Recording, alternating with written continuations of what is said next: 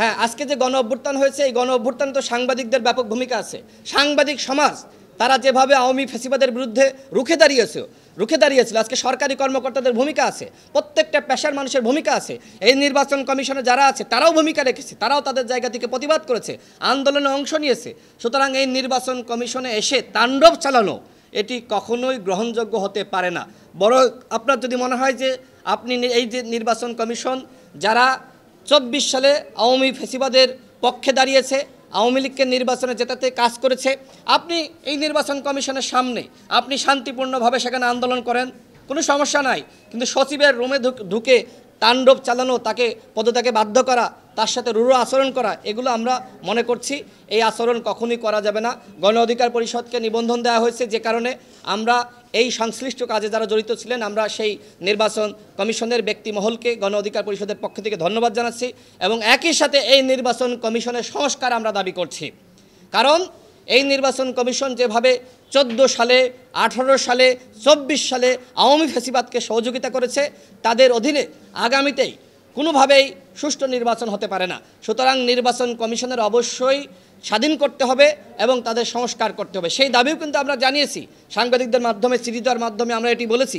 এমনকি যখন প্রধান উপদেষ্টা থেকে শুরু করে উপদেষ্টাদের সাথে আমরা বৈঠক করেছি, আমরা তখন বলেছি যে নির্বাচন কমিশনের তাদেরকে সংস্কার করতে হবে এবং সেই দাবি হলো 1 নম্বর দাবি, নির্বাচন কমিশন সংস্কার না করলে কোনোভাবে বাংলাদেশে অবাধ, সুষ্ঠু, নিরপেক্ষ নির্বাচন হবে না। সুতরাং আসুন আমরা সবাই মিলে বাংলাদেশকে অনন্য উচ্চতায় নিয়ে যেতে, বাংলাদেশকে আমেরিকা, ইউরোপের মতো অর্থনৈতিকভাবে সমৃদ্ধ করতে আমরা সবাই মিলে এই সরকারকে সহযোগিতা করি। গণ অধিকার পরিষদের পক্ষ থেকে রাষ্ট্র সংস্কারে এই সরকারকে আমরা সহযোগিতা করে যাচ্ছি। তারই অংশ হিসেবে এবি পার্টি, নাগরিক ঐক্য, গণ অধিকার পরিষদ নিবন্ধন পেয়েছে। আরও যাদের শর্ত পূরণ হবে তাদেরকে নিবন্ধন দেওয়া হবে এবং আমরা নির্বাচন কমিশনের কাছে এও দাবি করছি, গণ অধিকার পরিষদ একটাই, গণ অধিকার পরিষদের নাম ভাঙিয়ে কেউ যদি নিবন্ধন নিতে আসে আমরা বলবো যে আপনারা কাগজপত্র যাচাই করেন, তাদের আসলেই কাগজপত্র আছে কিনা। গণ অধিকার পরিষদের যে অংশ দাবি করে আজকে নিবন্ধন চাওয়া হচ্ছে, অলরেডি তো যে কাগজপত্র আমরা জমা দিয়েছিলাম সেই কাগজপত্রের আদলে, সেই কাগজপত্রের বৈধতায় আমরা নিবন্ধন পেয়েছি। সুতরাং ওই সেম কাগজপত্রে যদি আর কোনো গণ অধিকার পরিষদের নামীয় দলকে নিবন্ধন দেওয়া হয় তাহলে আমরা কিন্তু আন্দোলন করব। কারণ একই কাগজপত্রে দুটি দল কখনোই নিবন্ধন পেতে পারে না। হ্যাঁ, আমরা এও বলছি যে প্রত্যেকটা মানুষের রাজনীতি করার অধিকার আছে, প্রত্যেকটা দলের নিবন্ধন পাওয়ার অধিকার আছে, কিন্তু আপনি একই নামে এনজিওর কিস্তি প্রথমবার বিকাশ পেমেন্ট করলেই 20 টাকা ইনস্ট্যান্ট ক্যাশব্যাক।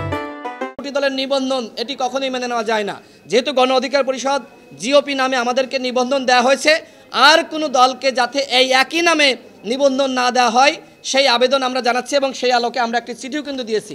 সেই চিঠি আপনাদের কাছে আমাদের পক্ষ থেকে আমরা দিয়ে দিব। আমরা এই চিঠি আমরা প্রধান নির্বাচন কমিশনার এবং যিনি এখানকার সচিব রয়েছেন তার দৃষ্টি আকর্ষণ করে আজকে আমরা চিঠি দিয়েছি এবং আমাদের চিঠির হেডলাইন হলো যে গণ অধিকার পরিষদ জিওপি একই বা কাছাকাছি নামে রাজনৈতিক দল নিবন্ধন যাতে না দেওয়া হয়। আমরা অন্যরা কেউ যদি নিবন্ধন চায় তারা এখানে কাগজপত্র উত্থাপন করবে এবং এখানে নির্বাচন কমিশন সেগুলো যাচাই বাছাই করবে, যাচাই বাছাইয়ের প্রেক্ষিতে নিবন্ধন দেওয়া হোক। এবং একই সাথে আমি সর্বশেষ যেটি বলবো, আমরা দেখেছি যে গত নির্বাচনের আগে কয়েকটি দলকে গোয়েন্দা সংস্থার প্রেসক্রিপশনে নিবন্ধন দেওয়া হয়েছে, সেই দলগুলোর নিবন্ধন অনতিবিলম্বে বাতিল করতে হবে। সুপ্রিম পার্টি, সম্ভবত নাম সুপ্রিম পার্টি, বিএনএম সহ কয়েকটি দলকে নিবন্ধন দেওয়া হয়েছে। ইতিপূর্বেও গোয়েন্দা সংস্থার চাপে নির্বাচনে অংশ নেওয়ার জন্য কথা বলে আরও কয়েকটি দলকে, তৃণমূল, বিএনপি নামক বিভিন্ন দলকে নিবন্ধন দেওয়া হয়েছে। এই দলগুলোর নিবন্ধন অবশ্যই বাতিল করতে হবে এবং একই সাথে যে সকল দল নিবন্ধন আগে পেয়েছিল কিন্তু এখন তাদের শর্ত পূরণ করা সম্ভবপর নয়, এই সকল দলেরও নিবন্ধন বাতিল করতে হবে। আজকে ভুইফোট দল তারা একটি নিবন্ধন নিয়ে বসে থাকবে, আবার বিভিন্ন ভুইফোট দল এসে নিবন্ধন চাইবে, এটি তো কখনোই হতে পারে না। সুতরাং যারা শর্ত পূরণ করতে পারবে না তাদেরকে কোনোভাবেই নিবন্ধন দেওয়া যাবে না এবং কেউ যদি শর্ত পূরণ করার পরে নিবন্ধন পায়, পরবর্তীতে তার ওই শর্ত যদি সবসময় পূরণ না থাকে তাহলে তার নিবন্ধন আমি মনে করি যাচাই বাছাই করা দরকার। গণ অধিকার পরিষদ গণমানুষকে সংগঠিত করে দেশের মানুষের কল্যাণে কাজ করে যাচ্ছে। এই গণ অভ্যুত্থানে আপনারা দেখেছেন যে আমরা কিভাবে সংগ্রাম করেছি।